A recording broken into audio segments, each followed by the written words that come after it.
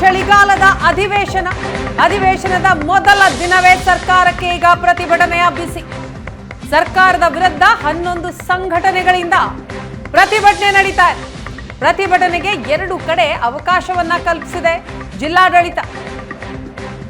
ಕೊಂಡು ಸಕೊಪ್ಪ ಸುವರ್ಣ ಗಾರ್ಡನ್ನಲ್ಲಿ ಪ್ರತಿಭಟನೆ ನಡೆಸೋದಕ್ಕೆ ಅವಕಾಶ.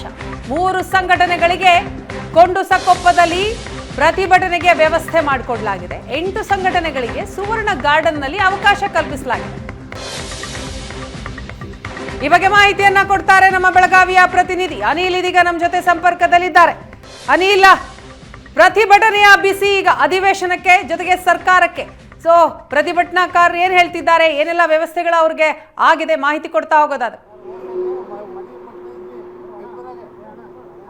ಹೌದು ವಿನಾ, ಚಳಿಗಾಲ ಅಧಿವೇಶನ ಇಂದಿನಿಂದ ಆರಂಭವಾಗಿರುವಂಥದ್ದು. ಸದನದ ಒಳಗೆ ಪ್ರತಿಪಕ್ಷಗಳು ಸರ್ಕಾರನ ಇಕ್ಕಟ್ಟಿಗೆ ಸಿಲುಕಿಸಬೇಕಂತೇಳಿ ನಿರ್ಧಾರವನ್ನು ಮಾಡಿದರೆ, ಇತ್ತ ಸದನದ ಹೊರಗೂ ಕೂಡ ವಿವಿಧ ಸಂಘಟನೆಗಳು ಸರ್ಕಾರದ ವಿರುದ್ಧ ಪ್ರತಿಭಟನೆ ಮಾಡೋಕ್ಕೆ ನಿರ್ಧಾರ ಮಾಡಿರುವಂಥದ್ದು. ನಾವೀಗ ಸುವರ್ಣಸೌಧಕ್ಕೆ ಸಂಪರ್ಕಿಸುವ ರಾಷ್ಟ್ರೀಯ ಹೆದ್ದಾರಿ ಮೇಲೆ ಇರುವಂಥದ್ದು. ಈ ದೃಶ್ಯದಲ್ಲಿ ಕೂಡ ನೋಡ್ತಿರುವಂಥದ್ದು. ಈ ಒಂದು ಬಸ್ನಲ್ಲಿ ರೈತರು ಕೂಡ ಹೊರಟಿರುವಂಥದ್ದು. ಆದರೆ ಇವರು ಚೆನ್ನಮ್ಮ ವೃತ್ತದಿಂದ ಡಿಸಿ ಕಚೇರಿಗೆ ನಾವು ಪಾದಯಾತ್ರೆ ಮೂಲಕ ಸುವರ್ಣಸೌಧಕ್ಕೆ ತೆರಳಿ ಸರ್ಕಾರಕ್ಕೆ ಮನವಿ ಕೊಳ್ತೀವಿ ಅಂತೇಳಿ ಮನವಿಯನ್ನು ಮಾಡ್ಕೊಂಡಿದ್ರು. ಸರ್ಕಾರ ಇವರನ್ನ ಬಸ್ನಲ್ಲಿ ಕರೆದುಕೊಂಡು ಸುವರ್ಣಸೌಧದಲ್ಲಿರ್ತಕ್ಕಂಥ ಪ್ರತಿಭಟನಾ ಟೆಂಟ್ಗೆ ಕರ್ಕೊಂಡು ಹೊಂಟಿದ್ದು. ಆದ್ರೆ ಈಗ ಡ್ರೈವರ್ಗೆ ಏನು ಬಸ್ ನಲ್ಲಿ ಇರ್ತಕ್ಕಂತಹ ಚಾಲಕ ಏನಿದ್ದಾರೆ ಅವ್ರಿಗೆ ಕೈಯನ್ನ ಕಟ್ಟಿ ಸ್ಟೇರಿಂಗ್ ಅನ್ನ ಏನು ಹಸಿರು ಶಾಲಿಂದ ಕಟ್ಟಿ ಈ ಪ್ರತಿಭಟನೆ ಮಾಡ್ತಿದ್ದಾರೆ. ನಾವು ಚಳಿಗಾಲ ಅಧಿವೇಶನ ಬಂದಿರುವಂತದ್ದು, ನಾವು ನಮ್ಮ ವಿವಿಧ ಬೇಡಿಕೆಗಳ ಈಡೇರಿಸೋದಕ್ಕಾಗಿ ಸರ್ಕಾರಕ್ಕೆ ಮನವಿ ಕೊಡೋಕೆ ಬಂದಿದ್ದೀವಿ. ಆದ್ರೆ ನಮಗೆ ಈ ಸರ್ಕಾರ ಪ್ರತಿಭಟನೆ ಮಾಡೋಕ್ಕೆ ಅವಕಾಶ ಕೊಡ್ತಾ ಇಲ್ಲ, ಪ್ರತಿಭಟನೆ ಮೆರವಣಿಗೆ ಮಾಡೋಕ್ಕೆ ಅವಕಾಶ ಕೊಡ್ತಾ ಇಲ್ಲ ಅಂತೇಳಿ ಏನು ಅಸಮಾಧಾನ ಹೊರಹಾಕಿರುವಂತ. ಹೀಗಾಗಿ ಚಾಲಕನನ್ನ ಹಿಡಿದುಕೊಂಡು ಒಂದ್ ಕಡೆ ಚಾಲಕನ ಕೈಯನ್ನ ಕಟ್ಟಿದ್ದಾರೆ, ಮತ್ತೊಂದು ಕಡೆ ಸ್ಟೇರಿಂಗ್ ಅನ್ನ ಹಸಿರು ಶಾಲಿಂದ ಕಟ್ಟಿ ವಿವಿಧ ರೀತಿಯಲ್ಲಿ ಪ್ರತಿಭಟನೆಯನ್ನ ಮಾಡ್ತಿರುವಂತ. ಇವರು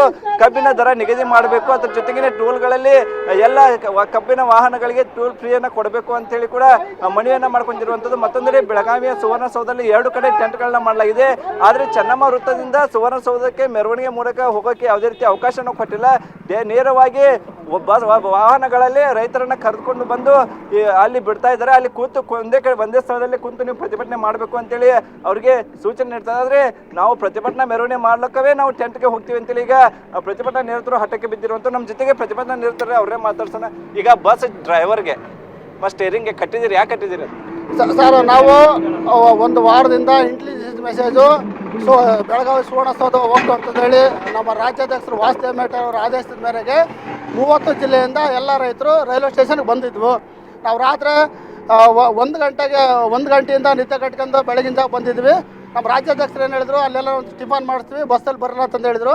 ಪೊಲೀಸ್ನವರು ನೀವು ಟಿಫನಿಗೆ ಬಿಡ್ತೀವಿ ಅಂತಂದೇಳಿ ನಮಗೆ ಮೋಸ ಮಾಡಿ ಬಸ್ಗಳಲ್ಲಿ ಕರ್ಕೊಂಬಂದು ಏಕಾಏಕಿ ನಮಗೆ ಎಲ್ಲ ಒಂದು ಗೌಪ್ಯವಾದ ಸ್ಥಳದಲ್ಲಿ ಇಡೋಕ್ಕೆ ಒಂದು ವ್ಯವಸ್ಥೆ ಮಾಡಿದರು. ಆ ನಿಟ್ಟಿನಲ್ಲಿ ನಮ್ಮ ಹೋರಾಟನ ಹತ್ತಿಕ್ತಾರೆ ಅಂತಂದೇಳಿ ನಾವು ತಿಂಡಿ ತಿಂದಿಲ್ಲ. ರಾತ್ರಿ 1 ಗಂಟೆಗೆ ತಿಂಡಿ ತಿಂತಾರೆ, ಇದುವರೆಗೂ ತಿಂಡಿ ತಿಂದಿಲ್ಲ.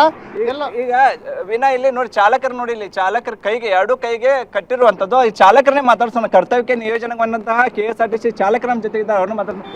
ನೀವು ಏನಾಗೈತೆ ನಿಮಗೆ? ಈಗ ಏನಿಲ್ರಿ, ಈಗ ನಮಗೆ ಹೋಗಿಸಿಂದ ಇವ್ರನ್ನ ಕರ್ಕೊಂಡು ಹೋಗಿಸಿಂದ ಇದನ್ನು ಮಾಡಂತ ಹೇಳಿದ್ರೆ ಸಾಹೇಬರು ಬೆಡ್ ಬಾ ಅಂತ ಹೇಳಿದ್ರೆ, ಅದಕ್ಕೆ ನಾವು ಈಗ ಹೊಂಟಿದ್ದೀವಿ. ಇವ್ರು ನಮಗೆ ಎಲ್ಲಿ ಬಸ್ ತರಬರುತ್ತೆ ಇಲ್ಲಿ ತರಿಸ್ಕೊಂಡು ನಿಂತಾರೆ. ನಿಮ್ಗೆ ಏನೇನು ಮಾಡಿದಾರೆ? ಈ 2 ಕೈ ಇಚ್ಚಿಕೊಂಡು ಕಟ್ಟಾರೆ, ಇಚ್ಚಿಕೊಂಡು ಹಿಡ್ದಾರ್ರಿ. Steering steering ಹಿಡ್ದಾರೆ.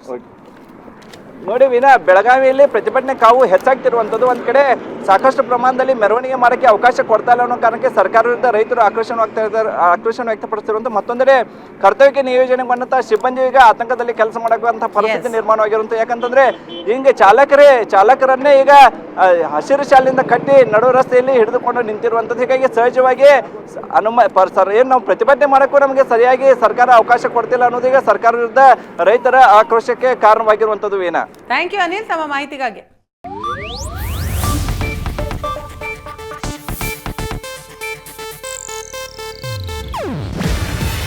ಇದು ಏಷ್ಯಾನೆಟ್ ನ್ಯೂಸ್ ನೆಟ್ವರ್ಕ್ ಪ್ರಸ್ತುತಿ. ನೀವು ನೋಡ್ತಿದ್ದೀರಾ ಏಷ್ಯಾನೆಟ್ ಸುವರ್ಣ ನ್ಯೂಸ್.